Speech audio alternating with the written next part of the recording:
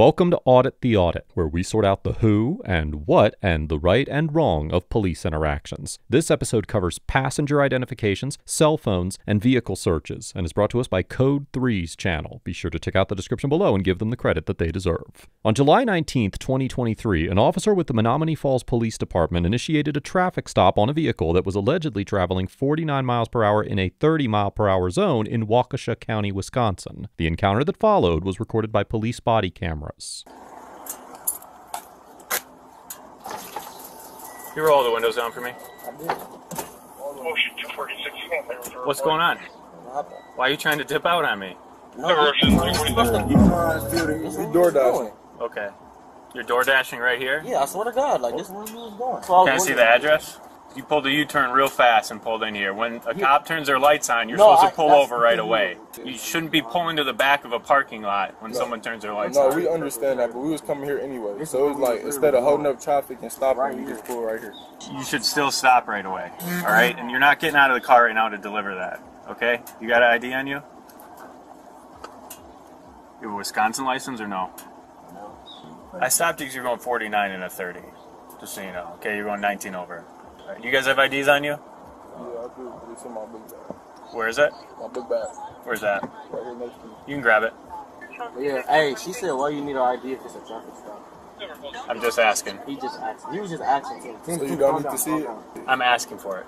You asking for it? Yes. But I don't have to show it? As the passenger, you don't have to give it to me, but I'm asking you for it. The officer explains that the passengers are not required to show their IDs, but that he is still, quote-unquote, asking for them. In the 1979 case of Brown versus Texas, the Supreme Court held that detaining an individual for the purpose of requiring them to identify themselves is a seizure for purposes of the Fourth Amendment, which prohibits officers from conducting unreasonable seizures, and that officers may not demand that individuals identify themselves without reasonable suspicion to believe that they were engaged in criminal conduct. Nonetheless, as the Supreme Court explained in the 2004 case of Hybel versus 6th Judicial District Court of Nevada, quote, "In the ordinary course, a police officer is free to ask a person for identification without implicating the Fourth Amendment. Interrogation relating to one's identity or a request for identification by the police does not by itself constitute a Fourth Amendment seizure." The court also noted in the Hybel case that, now quoting again, the Fourth Amendment itself cannot require a suspect to answer questions, but ultimately concluded that, now quoting again, a state law requiring a suspect to disclose his name in the course of a valid Terry stop is consistent with Fourth Amendment prohibitions against unreasonable searches and seizures. In other words, the court held that while the Fourth Amendment does not impose any obligations on citizens to identify themselves to police officers, states do not violate the Fourth Amendment when they pass so-called stop and identify laws that require individuals to identify themselves when officers have reasonable suspicion to believe that they are involved in criminal conduct. Under Section 968.24 of the Wisconsin statutes, quote, "A law enforcement officer may stop a person in a public place for a reasonable period of time when the officer reasonably suspects that such person is committing, is about to commit, or has committed a crime, and may demand the name and address of the person and an explanation of the person's conduct." However, in the 1995 case of Hennis versus Morrissey, the Supreme Court of Wisconsin determined that this statute did not authorize officers to arrest individuals for refusing to identify themselves, and that citizens who refused orders to identify themselves could not be arrested for violating the state obstruction statute, which we will discuss in further detail later in this episode. Accordingly, while the court would likely agree that the officer did not violate the Fourth Amendment by requesting that the passengers identify themselves, he would not have the authority under Wisconsin law to demand that they provide identification under threat of arrest, even if he had reasonable suspicion to believe that they were engaged in criminal behavior.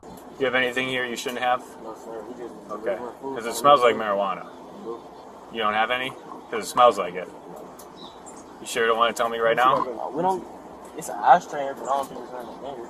This is your sister's car? Yeah, this is it. Okay. You know if anyone smoked in it recently? No, that wouldn't. Yeah, she said she did probably before we used it. That's probably why. Is that sister on the phone? Yes. Okay. All right, why don't you step out for me? Me? Yep. Why don't all three of you come out? You finna search the car? Leave the phone in there, sir. Step out, leave the phone. Keep your hand out of your pockets. I'll put my phone in my pocket. Hey. What's his name? TJ, listen. He said leave the TJ. phone in the Why you got my phone? Leave the phone in there. Stop, bro. Why can't he have his phone? Leave the phone Why in there. can't he have his phone? Because I'm telling you, you can't right now. Is We're that a law? investigating something. Put your phone in there. Bro, Put your phone in there. Because I'm going to search the car for marijuana. Okay, well, We're investigating something. You're not allowed on the phone. TJ, you making this? Put it in there. I'm not going to ask you again. Please, it's a lawful order. Put it in there. Put your phone in there. I don't care. Get it off. I'm not going to ask you again. Turn around. Turn around. Not my. Stop resisting right now. I'm going to tase you. I will tase you if you don't stop. Like, sis, hey, can't we record? Ain't that our right to record? Hey, ain't that our right to record? Step in front of the car. Don't move and face the car. You're under arrest for obstruction, just so you know. Okay. Bro, what? Obstruction. Obstruction.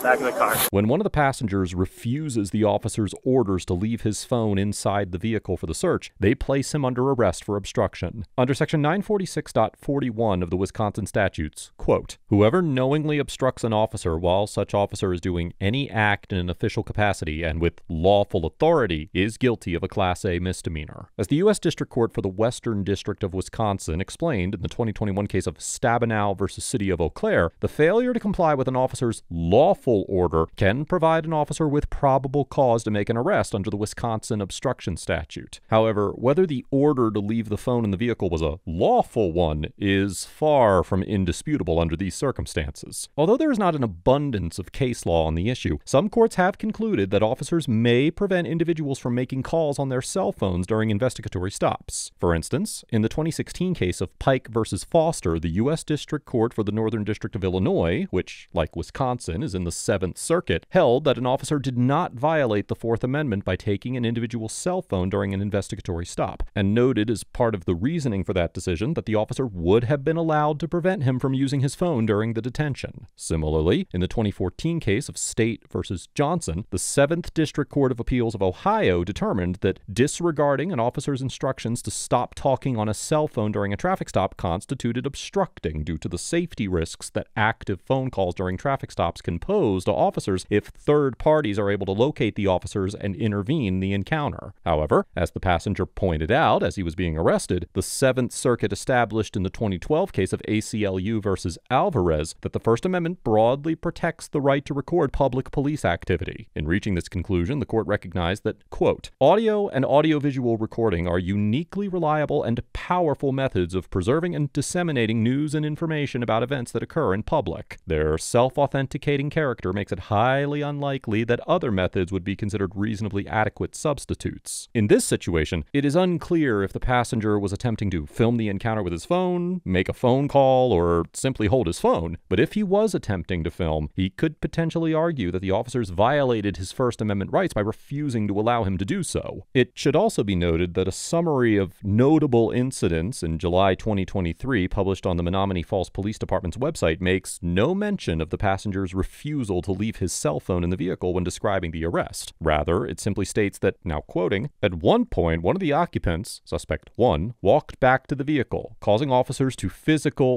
direct him from the vehicle. Suspect 1 attempted to pull away, and then resisted the officer's attempt to handcuff him. Suspect 1 was eventually handcuffed for resisting obstructing. Given the lack of relevant case law on the subject, it is difficult to determine how a court might view the lawfulness of ordering a citizen to leave their phone behind. Hey, we good. Hey, listen to me. No, can I just explain to you guys? We got the body cams going, okay? What does that got to do with him not being able to have his phone? As part of the investigation. Answer the question. He can have his phone, right? Not while we're doing an investigation. That shit, it's not an investigation. Y'all put us over. It's a traffic stop. I didn't pull you over. The police officer just tried to take his phone for no reason. That's not a law. That's not. It was a traffic stop. Now they talking about an investigation. The car reeks of weed. He said. The person who didn't pull us over said the car reeks of weed. Now they having another police officer come and another one. It's 4 trucks. What is he doing? Wait, what he doing? Where he going? Hey, hold on. Hey. What y'all doing? He's under arrest. I heard obstructing. Okay. I stopped my traffic stop, so just wait a minute. Okay, look, it's your traffic stop, so can I talk to you? Why is he getting arrested? Why is there so many people here? It's just 3 of us. Come here. What's going on? We good. Hold on. Talk to you. Look, we don't gotta put it down. Wait, We don't gotta but put it down. you answer We don't gotta put it down. Look. Wait, just let him talk. Now, why is he being arrested? Do you want me to explain to you what's Why is going he- on? Take him to, Hold on, take hold him on. to the side and hang on him over there. Whoa, Come with me. I will talk to you. Be good. Come with me. Just- I will just- talk to you. okay, talk Who's to on me. the phone with you? I don't have to tell you that. Why are you being like this? Because it's my right. You came over here and you arrested him for having his phone. Why is he in the back of your I car? pulled you guys over. Why is he in the back of your car? That's do what you I'm want asking. me to explain or no? Answer my 'Cause question. You're just talking over Answer me. my question. Okay, I'm not talking about this. He said he smelled weed. That had nothing to do with our phone. You could have each and every one of our phones. You took the phone from him. He ain't taking the phone from me. Hey, you need a warrant to search my bag. I wasn't driving. What's your last name? Walk. Because you're inside the vehicle and this is an investigation. Take me in and get my name. You don't want to give us your name? No. But you were still inside the car. Okay. And now this is an investigation, and we identify everybody. You're not going to give us your name? You don't need it. We do need it. For what? Our investigation. It's not an investigation. It's a traffic stop. Nope. Who's You this know it's belong mine. to? You know it's mine. You know it's mine. It's my bag. You know it's mine. This wasn't in the bag. Is this yours? Yes. How many times I gotta tell you, bro? Okay. You stand up for me. It could have been hers. Over here. No, wait, that could have been hers. Bro. Get up. Set it down. I'm gonna give it to him. Here, bro. He grabbed it. Stuff is here. Here. Hey, why is y'all AJ! Bro, grab my phone!